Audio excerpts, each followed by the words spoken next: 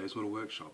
Today it's a very different, very special video. I'm doing the top 5 weathering techniques for beginners, mainly focusing on armor builders.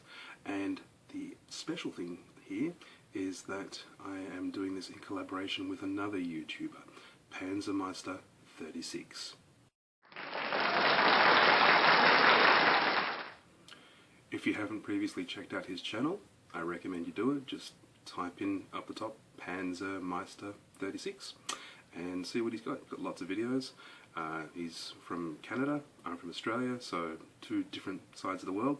But yeah, we're both putting together our top 5 list of best weathering techniques for beginners. Yeah, compare the two, check out his video after you've seen mine. I'll put a link in at the end. And without any further ado, let's get stuck in number 5.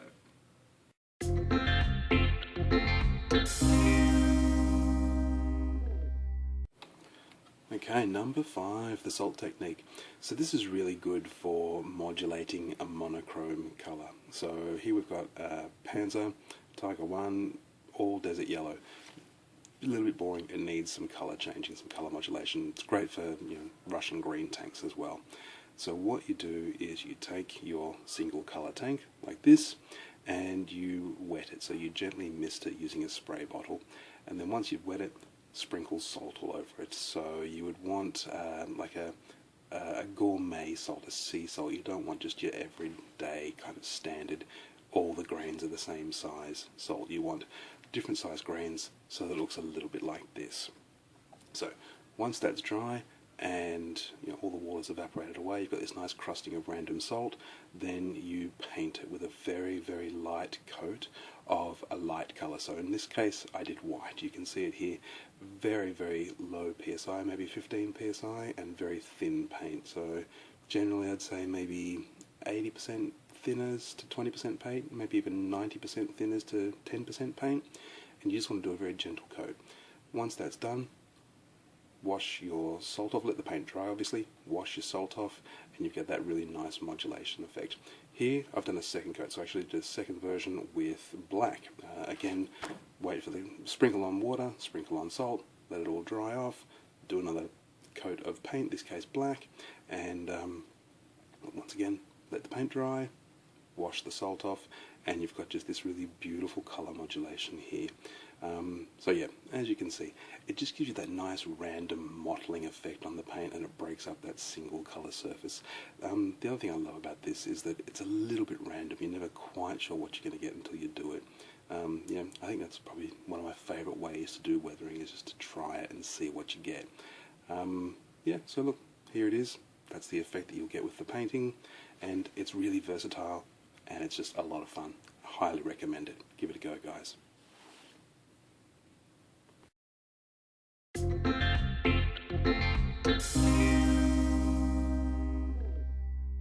Number 4 is sponge chipping paint. So get yourself a little piece of sponge, try and have fairly irregular sort of edges. This is a test bed for this. It's fairly unchipped, as you can see. Got some acrylic chipping colour here, so obviously it depends what you want to do with your chipping, whether you want to get it down to bare metal or to rusted metal or quite what, but look, it's easy as pie. Grab your sponge, dip it in your paint. It's got a fairly good coating. Get the worst of it off so you're not going to be putting massive blobs everywhere, and then just chip away.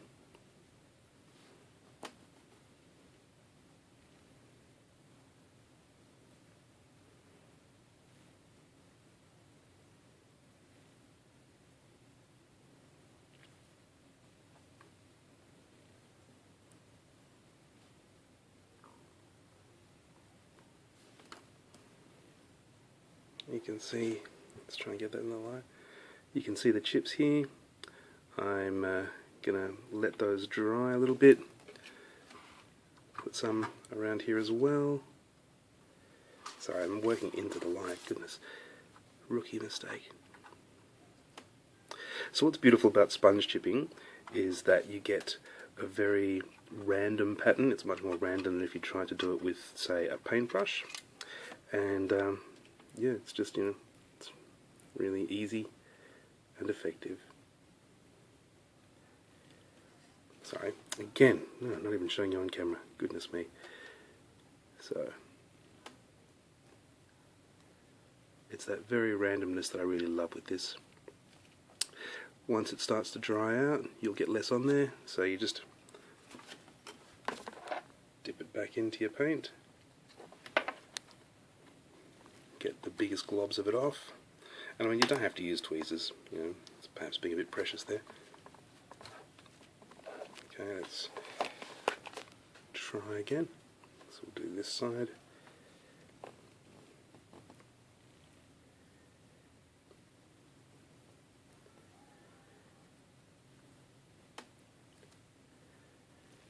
Yeah, there's some really good ones there. Let's see if you can see that in the light. A bit hard to see. I'll take a photo and show you the results. What I'm going to do once this dries is just put a bit of rust streaks around the chips as well. And yeah, make it look like this beast has had a hard time in Vietnam. I'll show you the results very, very soon. I just decided I'd try some lighter rust as well, so some medium rust. Same bit of sponge, same technique.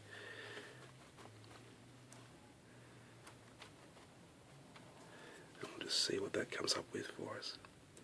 Just nice to get a bit of colour modulation there. That's not really working. Too much of the old rust. Yeah, the old rust colour is coming through. So I'm just going to break off another piece of sponge from my handy sponge here. There we go. So yeah, like I said, you can see just how easy this is. It's crazy easy. I guess there's a little bit of artistry involved in getting your dots the right size and not, being too heavy-handed, but it's a very, very fun and effective technique.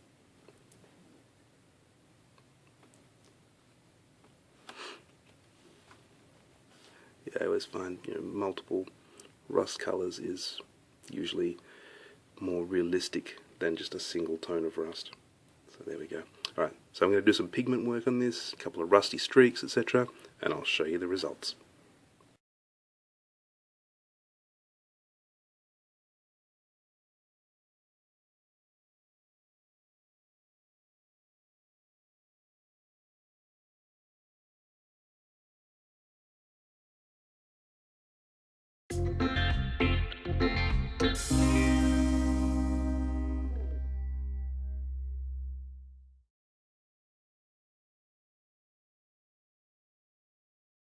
Today I'm going to be showing you how to make mud and apply it to your 135th armour. So I've got my SU-122, looking great and rusty and weathered on top, but the edges, the sides, unrealistically clean. No way. So we're going to make some mud today. All I've got is some dirt that I got out of the garden, some white PVA glue, and some paint, XF52 Tamiya Flat Earth. And we're just going to mix them all together and make them into a realistic mud that we can daub on with a paintbrush that you don't care about anymore, because it will get ugly. Yeah, so let's go. First thing we do is a glob of the PVA glue. So look, it's not rocket science. There's no set proportions that you should be using here. Whatever feels right to you, basically. So I'm going to glob some paint in to get rid of that colour.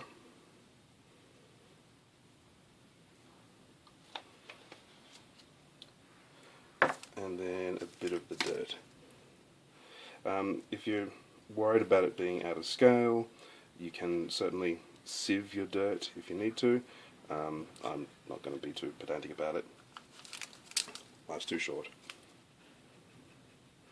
You mix it together and just check on that colouring. So, yeah, look, it's looking okay. The white glue will dry clear, obviously, but we might need a little more time. After quite a dried mud effect here today, the diorama that this is going to be a part of is an abandoned tank, so I want the mud to not feel fresh. So it's still a bit too gloopy, a bit too liquid, so I'm just going to add some more dirt in. So as I said, it's not been filtered. You can see there's a great big chunk of something in there. And that dirt gives you a realistic dirt texture. So yeah, that looks pretty good. Let's start glooping it on. And you just want to be random here. You want to be haphazard, not too planned, as you can see there. Don't forget up underneath fenders, and just goop it on in there. Yeah, looking good. Alright, that's my daughter home from a day at the zoo. You might be able to hear that in the background there. And yeah, that's feeling pretty good to me. I'll just hold that without my arm in the way. So yeah, as you can see, we get a fairly realistic tone. Come on, let's get some focus here. Focus, that's better. And once that dries, I think we'll have a realistic tone of mud. Anyway, we'll come back soon. And here's the result. So as you can see, it dries up really nicely, there's lots of texture, and it just gives a really convincing mud effect. So this is on the tank that you saw in that earlier video. Here's another tank I've done. You can modulate the colour and, you know, do darker, lighter, dry, wet. It's really effective, and it's cheap as chips. Can't go wrong.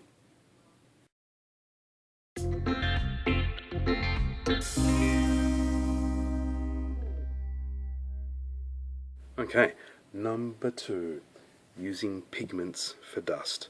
So this is a great way to get a dusty effect on your models. So look, don't judge the vehicle. This is an old vehicle, particularly the figures. But pigments, pastels, pigments. You can make your own by purchasing pastels from your local art supply store. So you guys know me, I love to save your money. Here's a whole bunch of them in there. They're pretty grubby, but get yourself chalk pastels, not oil pastels.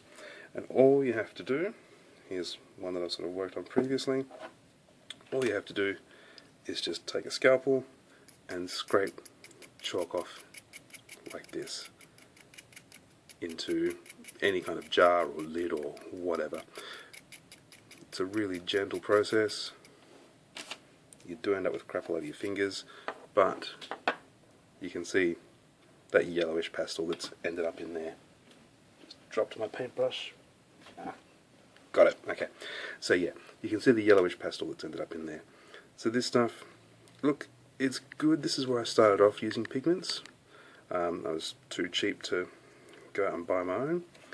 You have to buy the professional stuff, and it's good, but it's not as good as the pre-made stuff. It's not often you'll hear me say that, but in this case, it's true. The colours just aren't quite as versatile. They're not quite as long-lasting. You know, they're a lot cheaper. I think each of those is about $1 or something crazy like that, so they're a hell of a lot cheaper. But yeah, it's a little bit coarse and just not quite as good.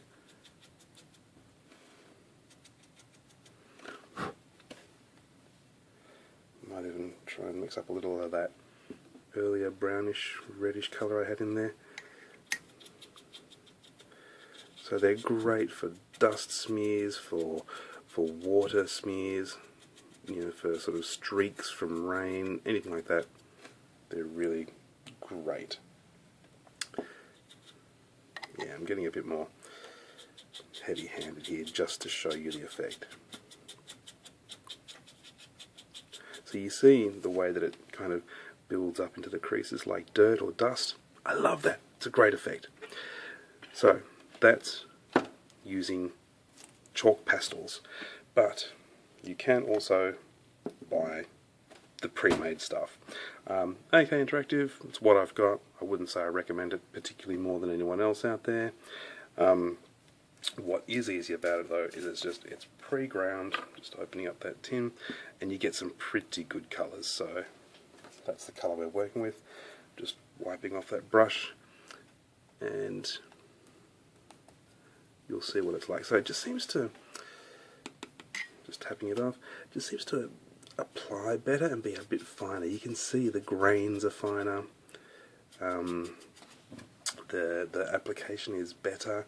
You know, if I'm too heavy-handed here, you'll see it pretty quickly. Yeah, that's way too heavy-handed.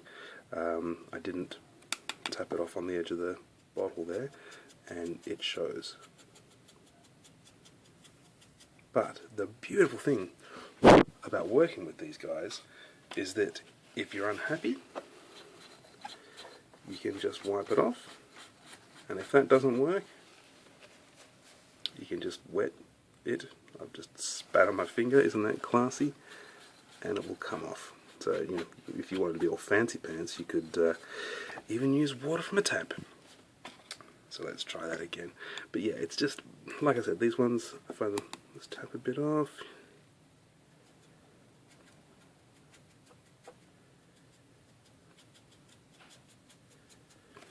I might even use another brush and just fade that off a little bit there.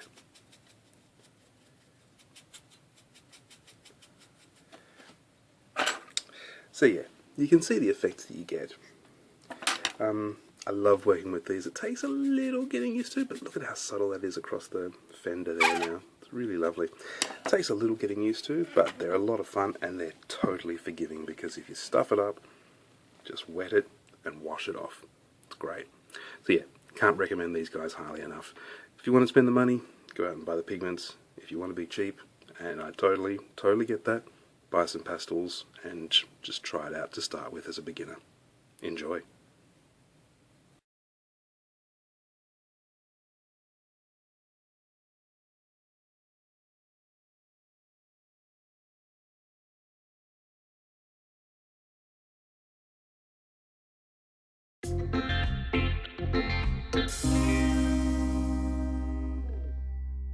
And finally, my absolute favourite weathering technique for anyone, newbies or experienced. This is just the best, the bee's knees. It's the most versatile. I love it.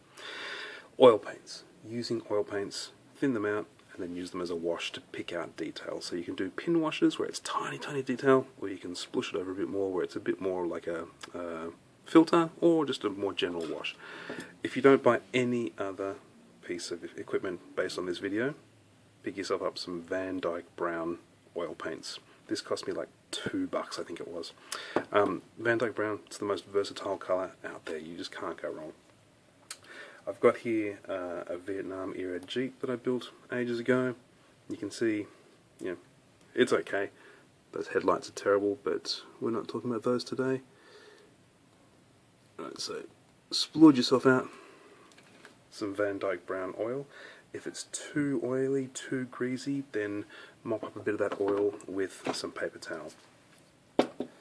Then get yourself some thinners. Doesn't have to be anything special. I think this is just plain old turpentine.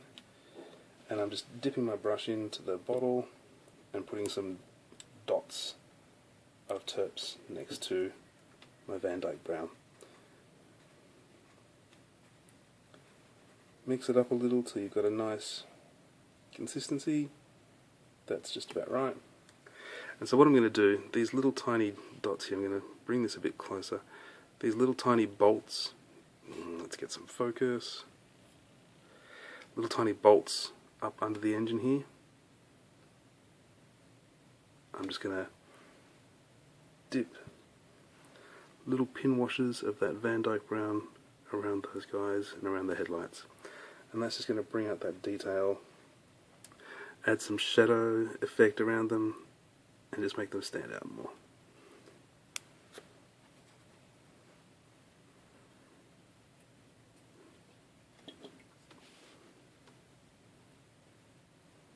If you wanted to be a bit more generous, I'm doing a pin wash at the moment, but if you want to be more generous with it, just glob it on wherever you want. This stuff is perfect for oil stains, it's perfect for general grime. Oh, don't knock your camera over. It's the most versatile thing that you can do with oil paint. and models.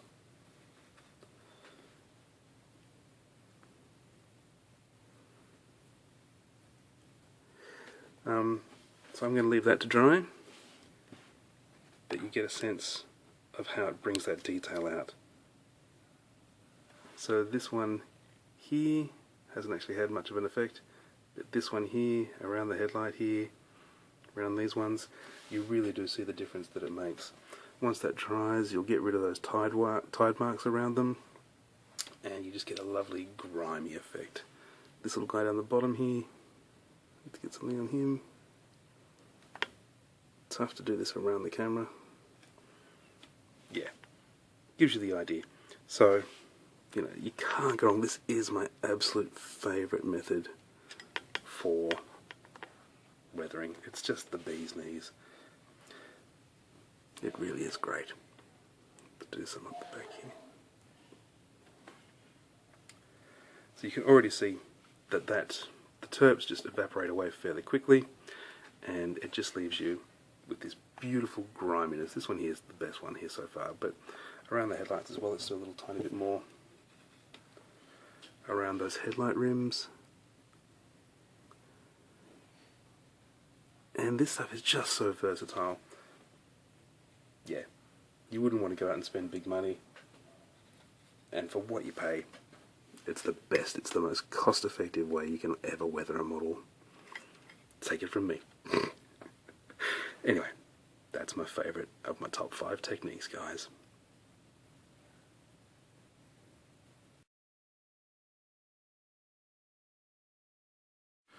Well, I hope you found that interesting and helpful.